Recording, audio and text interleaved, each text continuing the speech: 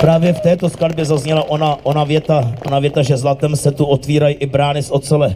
Já si neumím totiž vůbec představit, jaká jiná síla, tedy než finanční, může vést k tomu, aby se nějakým způsobem otvíraly hranice lidem, kteří mají absolutně jiné vyznání. Já nemám vůbec nic proti rozdílu víry jako takové, ale pokud je nějaká víra, která bude nesnášenlivá, respektive bude nenávidět lidi, kteří budou mít jinou víru, pak to vnímám jako jeden velikánský problém a právě i tento problém vznikl, nebo respektive jsem se snažil dostat mezi lidi už v roce 2013, kdy vznikla tato skladbička, kterou vám nyní chci zahrát a já budu doufat, že si se mnou zaspíváte zde všichni.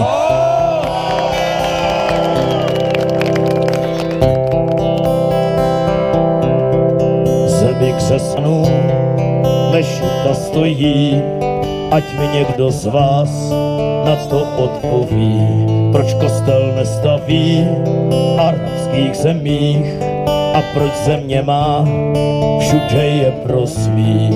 Je to prokletí, cítím se v zajetí mediálních lží a strachem o děti.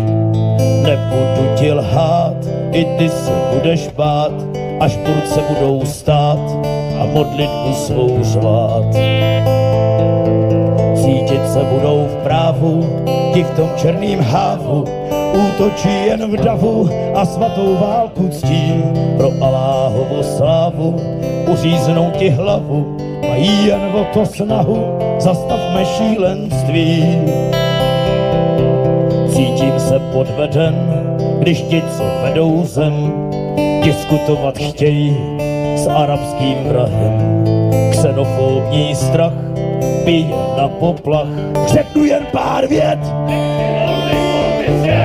Kde nenávist je ctnost a vražda poslušnost, kde ukamenujou klidně ženu tvou, tam, kde trhavinou pravdu určujou, tam roste černý květ s názvem Mohamed.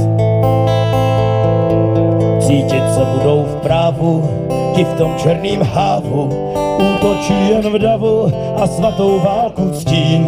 Pro Alláhovu slávu uříznou ti hlavu, mají jen o to snahu, žijou pro vítězství. Cítit se budou v právu, ti v tom černým hávu, útočí jen v davu a svatou válku ctí. Pro Alláhovu slávu uříznou ti hlavu, mají jen o to snahu, zastavme šílenství.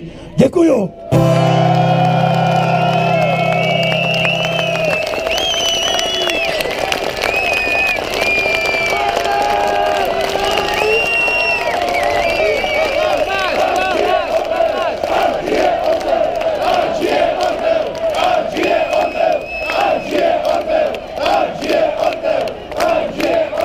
Děkuji.